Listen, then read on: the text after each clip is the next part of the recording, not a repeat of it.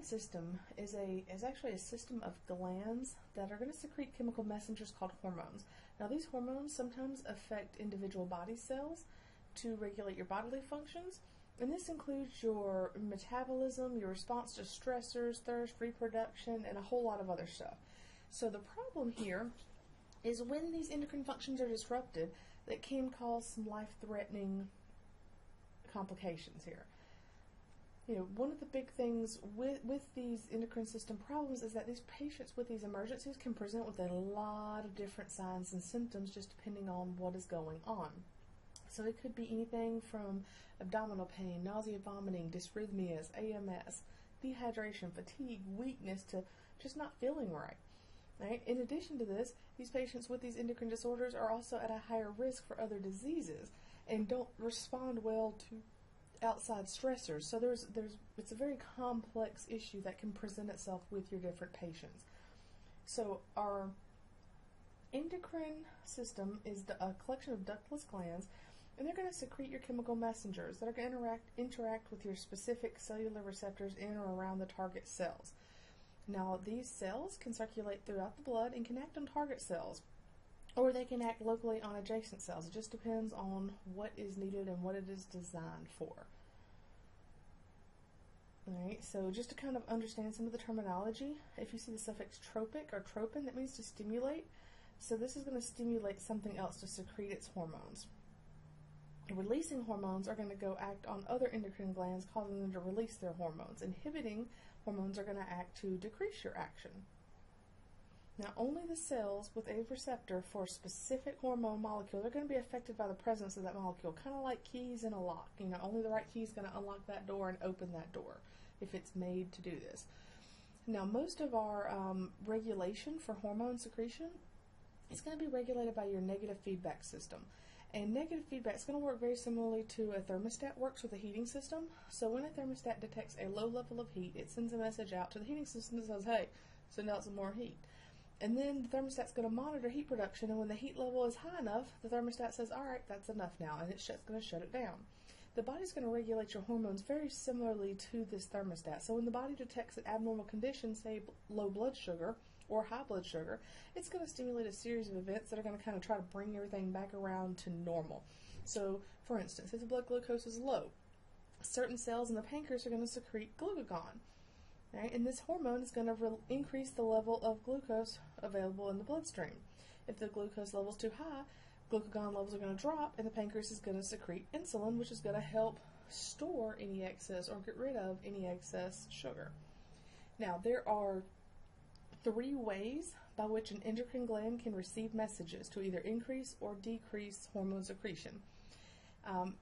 Some of your endocrine glands are going to be stimulated or inhibited directly by the composition of the extracellular fluid around them, for instance, like the amount of glucose. Others are going to be stimulated or inhibited by hormones from other endocrine glands. And then other ones the last ones are going to be controlled by the release of neurotransmitters from neurons in contact with the endocrine glands. So it's a cascade of events that's going to occur in certain orders. Now, it is important to have at least a rudimentary idea of what the different glands are and kind of their function and what they do. So for the hypothalamus, all right, located up in the brain, and it's stimulated by your autonomic nervous system. And what it is going to release some human growth hormone releasing hormones, somatostatin, a lot of different ones there. And you can see the whole list. I'm not going to read them for you. But what these do is they're going to go to the anterior pituitary gland, and they're going to stimulate and inhibit some of their hormone secretions from the anterior pituitary. Now, the anterior pituitary is kind of like the control one there. Your anterior pituitary gland. Okay, this is going to work with your hypothalamic hormones, and it's going to be measured by several different hormones as far as like how it acts. But it's responsible for your growth hormone, your thyroid-stimulating hormone, follicle-stimulating hormones, luteinizing hormones, prolactin, a lot of reproductive stuff there. All right, so your growth hormone affects all cells.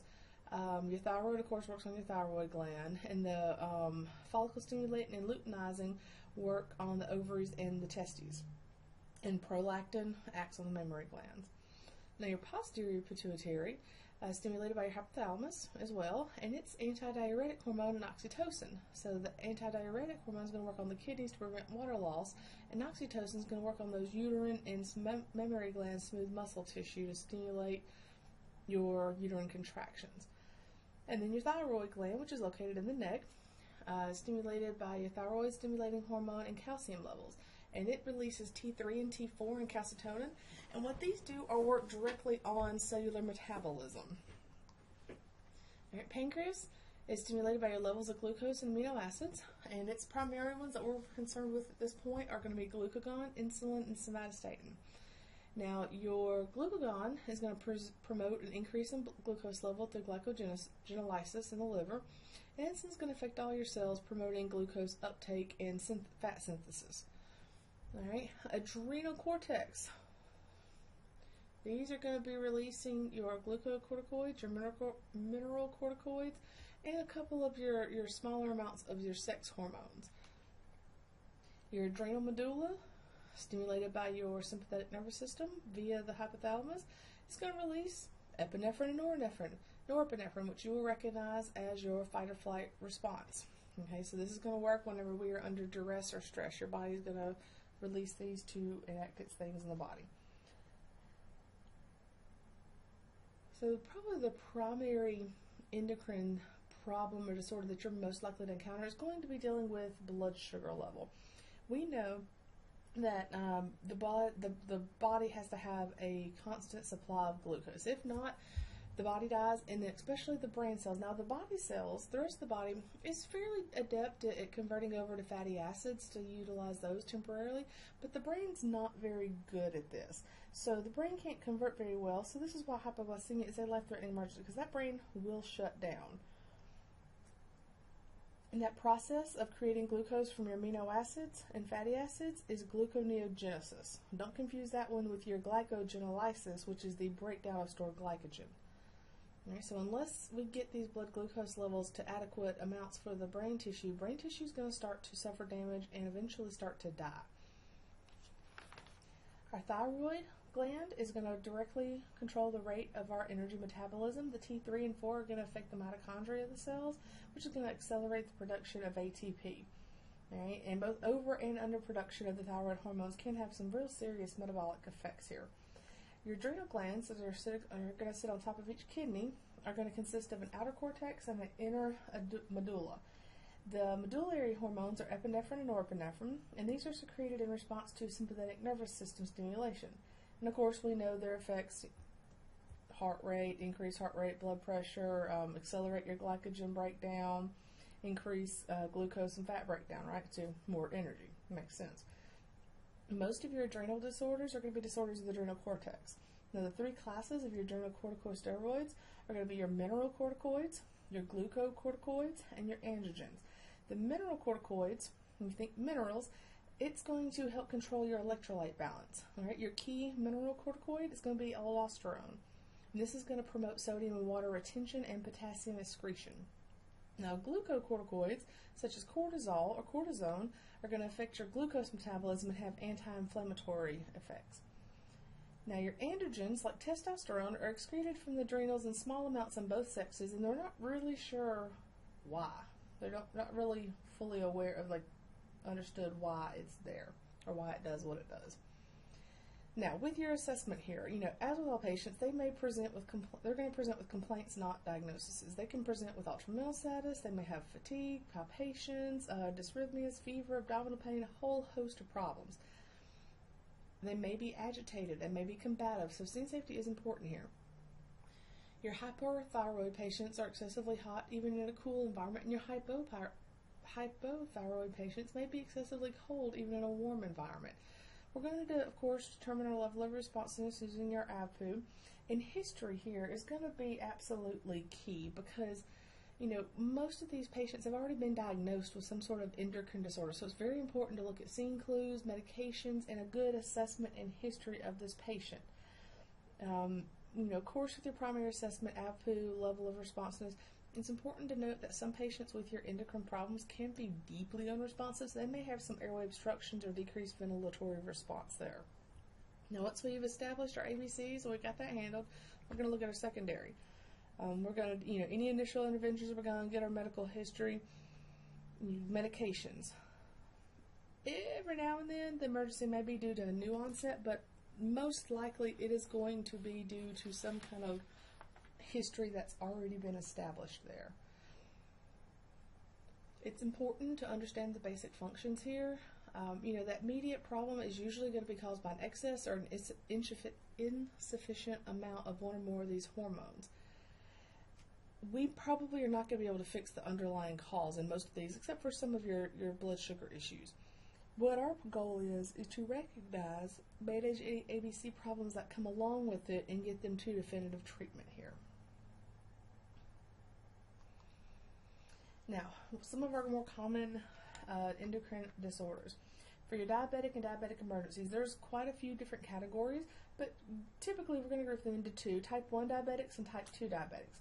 So in your type 1, or diabetes insipidus, this is where you have destruction of the beta cells in the pancreas, which results in insufficient insulin production.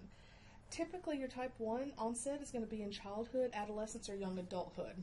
These patients with type 1 are going to require injections of insulin to control their blood glucose levels. Some may have even pumps that are continuously monitoring and injecting insulin based on their current blood sugar level. Now, type 2 typically occurs in your middle-aged, more obese patients and is more likely to be controlled with medications rather than insulin. Now, your type 2 occurs when there's a decrease in the amount of insulin produced and a decrease in cellular response to the insulin, so it's called insulin resistance. There is a third type of diabetes as well, called gestational diabetes, but this occurs only during or right around the time of pregnancy. So with these patients, they are at a higher risk for MIs and other things like that. History is a crucial part of your patient's presentation when looking at potential diabetic patients. They should be closely followed by their physicians and monitoring their blood glucose levels, taking their medications, and hopefully making some lifestyle changes as well to help control their disease. But things happen. People don't always take the best of care of themselves, or they get sick and life happens and things happen. So acute diabetic emergencies happen fairly often. So this could be either dangerously low, hypoglycemia, or dangerously high, hyperglycemia. Normal blood glucose levels are between about 70 to 110, and some books will even say down to even in the 60s. But typically, anything below 60 may require some kind of treatment when that blood glucose drops down that low. Anything above 140 is going to be considered hyperglycemia. Okay, so hyperglycemia is a lot of the problem with our undiagnosed diabetics, because they don't know to control their blood sugar levels, so they may have significantly higher blood sugar levels. Another problem we may see in diagnosed diabetics is, basically the insulin's not sufficient for the amount of glucose present, so maybe their medications need to be adjusted, maybe they're non-compliant, not taking their meds, maybe they've consumed excess calories, or their body's responding to some kind of outside stressor. In both type 1 and type 2 can develop this hyperglycemia, but in your type 2 patients, the pancreas still produces at least some insulin, so the consequences associated and the kind of end goal, or not goal, but the end result of your hyperglycemia is a little different with your type 1 versus your type 2. So your type 1 typically is associated with your DKA, or diabetic ketoacidosis, and your type 2 is typically associated with your hyperosmolar hyperglycemic state, so HHS, or you may see it as NKHC, or non-ketotic hyperosmolar coma. In your hyperglycemic emergency, the blood glucose is at least 250, but can be 300 to 500 in DKA, or even higher. In the non-ketotic hyperosmolar coma, that could be up to 1,000 or even higher. Now, a couple of differences here. With this, your DKA, without insulin, metabolism is kind of like a starving person there. Even though there's plenty of glucose, there's no insulin to take it into the cell, so it can't get in there, so it's doing no good. So your blood glucose levels go very high, but the cells are also starving because it's not able to get into the cells. So you end up with this kind of cascade of things. So your blood sugar goes high, your cells are going to resort to alternative fuel sources. They're going to go to fatty acids. Okay, so when we go to fatty acids, we're going to have an acidotic buildup because the byproducts are lactic acid. We can't deal with these very well. So we're going to have an acidosis component as well. That's where you get your Kussmaul respirations. Your body's trying to compensate for this acidosis by increasing carbon dioxide elimination through your fast and deep breathing. Now, additionally, your kidneys are going to try to pee out extra fluid, trying to decrease the blood glucose level. Well, that comes into our polyuria. So we're trying to, get out the excess fluid through the kidneys, process it out. So we're going to have polyuria. Now, when we pee out too much fluid, body is going to become dehydrated. So it's going to cause some polydipsia. So they're going to feel the need to drink, that excessive thirst here. Additionally, their cells are still starving, so they're actually going to trigger off this polyphagia or excessive hunger because the cells are literally starving and they need fuel. Even though there's fuel there, they can't access it. It's behind a locked door, essentially. Now, with this, you may notice a they describe it as a fruity odor or sweet or acetone smell. To me, it smells kind of funky. To me, it smells like a sickly sweet, more like almost like formaldehyde or acetone versus something like juicy fruit gum or something like that. Onset, hours to days, may have had some kind of history of infection, illness, something like that. All right. Blood sugar levels, 300 to 500 generally. Mental status, it depends. Early on, they may still be aware, alert, and oriented. Later on, they can be unresponsive. Pre-hospital management here. Okay, we're going to give large volumes of isotonic crystalloid fluids, IV fluids, to start treatment for that dehydration, but we're going to check lung sounds frequently to evaluate for fluid overload. All right, these patients are very, very sick. We will never give insulin. Even if they have it, we will not give them insulin. Now, in comparison, your non-ketotic hyperosmolar coma, with this is usually your type 2 patients. So there's glucose there. There's glucose available for cellular metabolism because they have some insulin, but they don't have enough to get all of the circulating blood sugar where it needs to be. So your cells, because of this, your cells don't revert to the alternative fuel source. So they're still working on the glucose, but there's not enough insulin to get the blood glucose out of this bloodstream. So because of this, you don't end up with the acidotic component there, so you're not going to see those Kussmaul respirations. The pre-hospital management is going to be the same as your DKA, vital functions and beginning your rehydration through your isotonic IV fluids. Now, with your non-ketotic hyperosmolar coma, blood sugar levels can go skyrocketing. They can go up to even 1,000. The highest I've ever seen, I believe it was around 1,200 is what they got back from the lab, but the ER's glucometer wouldn't read it. They had to send actual blood to the lab to get a reading, and that person died very shortly thereafter.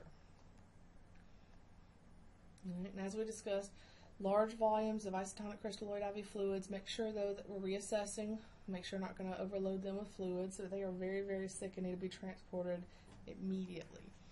Now, on the opposite end here, hypoglycemia rarely occurs in a non-diabetic patient, but in a diabetic patient, it can happen fairly frequently, especially if they've been sick or if they're non-compliant with medications. Onset is usually sudden, and they're going to usually have some kind of altered mental status, and they can't even have seizures in severe cases. So, like we said before, altered mental status patient, check a blood sugar. Always check a blood sugar. All right, if your protocols allow, establish an IV. Okay, we're going to consider some fluids. Consider oral glucose only if they are alert and oriented to protect the airway and can follow commands. If they cannot, then we're going to look at D50. Now, they don't recommend that you give D50 orally. Just putting that out there. All right. Any patient with decreased level of consciousness or responsiveness should not be given anything by mouth. So, for these patients, we want to start an IV and give them 50% dextrose. With your D50, make sure that you choose a good vein, a strong enough IV catheter that you can push this liquid. It's kind of thick and it's kind of sticky. You want preferably an antecubital vein. 18 is preferred. It can be given through a 20, but an 18 is going to make your life a whole lot easier. You want to push it slow. Slow and steady wins the race here. We don't want to injure the vein. We don't want to blow or cause infiltration of the vein. We never, ever, ever give dextrose through an IV that's not flowing freely or has infiltrated. What happens is this can actually lead to tissue necrosis if it leaks out of the vein. So we definitely do not want that to happen. Ideally, and most of the time, you're going to see a fairly rapid response to IV dextrose, and you should see an improvement in their level of responsiveness in a couple of minutes. If they don't respond, well, either way, recheck their blood sugar, but especially if they're not responding to IV dextrose, check the blood sugar. Generally, administration of D50 is going to raise that blood sugar above normal levels. If it remains low, they may need more dextrose. Contact med control. If it's above 60 and they're still altered, suspect another problem and continue reassessing that patient. Now, in some situations, you may not be able to get an IV in this hypoglycemic patient for whatever reason. In these cases, we want to consider glucagon.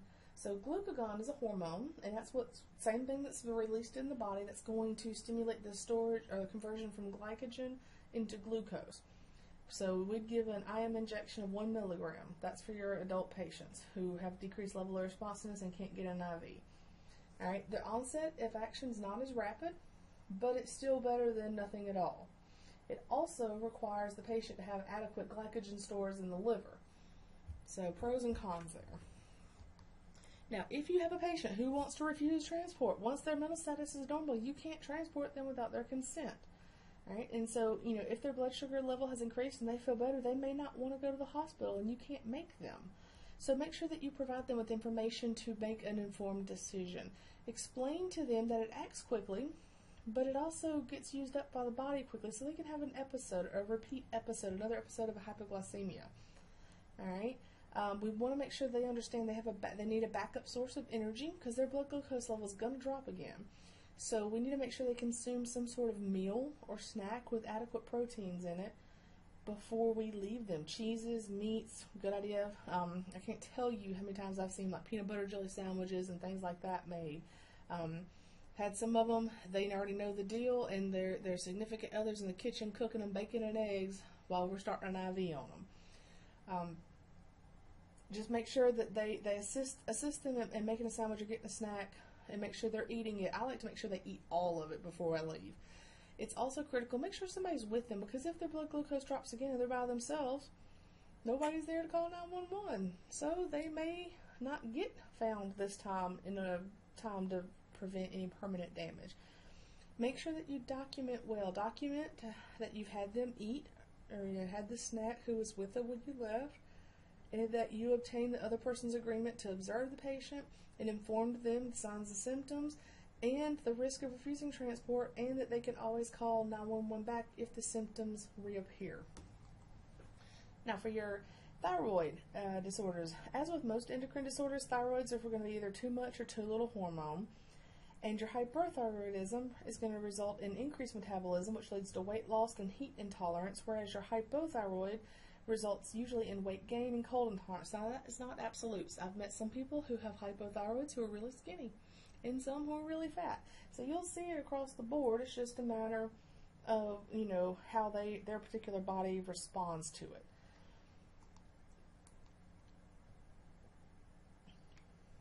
Just like with all forms of hypothyroidism, your signs and symptoms are going to be the consequences of your increased metabolic activity. So several different presentations. They may have bulging eyes, facial flushing, they may have a goiter or enlarged thyroid. And now it's important to note the goiter can be present with hypo or hyperthyroidism. Now, Graves' disease is a more severe form of hyperthyroidism that results from an autoimmune disorder that causes increased production of the thyroid hormones. Its characteristic feature is exothalamus, and that's kind of like your eyeballs kind of like bulge out, it looks like. And it's swelling of the tissues behind the eyes, so they just kind of poke out a little bit. Now, with this, in untreated Graves' disease, exposure to stressor like infections or trauma can lead to thyrotoxic or thyroid storm. And then the sympathetic nervous system signs and symptoms of hyperthyroid increase to your life-threatening levels. We can't fix it, we can't treat the underlying cause, but we can manage some of the consequences pre-hospital dealing with ABCs. Now, your hypothyroidism has several different causes, including an iodine deficiency. Now, for people who use like iodine salt, table salt, that's very rare, but it does occur occasionally. It can also result from surgical removal of the thyroid gland or damage to the gland from some kind of radioactive or radiation therapy. Now, your mild hypothyroidism is generally caused by an autoimmune disease and is treated with supplemental administration of your thyroid hormones. One of the characteristic signs of your myodexant coma, and so what this is a very severe progression, and they may present with your bradycardia, respiratory depression, and severe hypothermia. So with this, we are going to support their airway, their breathing circulation, try to prevent or minimize any further heat loss. If they're hypotensive, they may require IV fluids, but just remember that large amounts of fluids can actually contribute to hypothermia if those fluids are not, if they're cold or even room temperature, because bodies are not room temperature. All right. Now, you also will see some edema, which is swelling of the skin, especially in the face area, kind of a moon face. And this is tissue changes rather than just excessive extracellular fluid. So, the edema from fluid overload, the edema from your hypothyroidism is not going to be pitting. So there's no indentation in the tissue after fingertip pressure or anything like that. Now, your adrenal disorders, once again, insufficient or too much. So in Cushing's, Addison's disease or adrenal insufficiency results in damage from the adrenal cortex. And this could be from autoimmune disease, infection, hypoperfusion, whole different host of things. It also can happen from sudden withdrawal from long-term steroid therapy.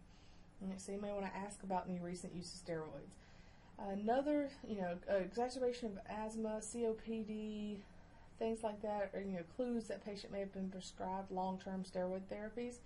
And your signs and symptoms are going to be from decreased amounts of mineralocorticoids and glucocorticoids. So treatment, replacement of those hormones. Can we do that pre-hospital at the advanced level? No. Some EMS areas will carry prednisone or solumedrol, other things. They may be able to replace some of the steroids, but it's not going to be permanent fix there. A patient with your adrenal crisis often will present with your hypotension, and it's not the thing is it's not going to respond well to fluid therapy. So be very careful in giving your IV fluids because it can actually cause or worsen an electrolyte imbalance as well. Now, your Cushing syndrome is going to be long-term overexposure to glucocorticoids, and the common cause of your Cushing syndrome is long-term administration of steroids to treat, your COPD, your asthma, autoimmune disorders. A patient with your Cushing's disease is likely to have some kind of underlying chronic disease as well. But with the Cushing's, you may also, your signs and symptoms of Cushing syndrome are often related to your excess levels of glucocorticoids or mineralocorticoids and androgens. Complications can include your osteoporosis, hypertension, diabetes, muscle wasting, and increased infection rates. Oftentimes in these patients, the skin will be very thin and easily injured, so be very careful when you're handling these patients and when you're performing procedures like IVs and things like that. Your patients with your Cushing's may also present with what they call a moon face, so it'll look like their face is just really round and almost kind of puffy or swollen. And they often have a tendency to have a kind of an accumulation of excessive fat in the upper back. Kind of looks like the bumpalo hump is what they call it. And sometimes will present with obesity around the trunk, but thin extremities. So signs and symptoms here, they can be very general. We may not have a specific problem that's going on, or we could have a life-threatening problem going on. In most cases, they're going to have a known history of some sort of endocrine disorder, so you kind of understand how the endocrine system works with homeostasis. We're going to make sure that we have ABCs handled and assist in whatever way is needed for those ABCs. We're going to give fluids as needed to maintain perfusion. If they're hypoglycemic, we are going to consider oral or IV or IM for your glucose or your glucagon. All right, in patients with thyroid problems are more prone to temperature regulation issues, so be prepared as well to treat your hyper or hypothermia.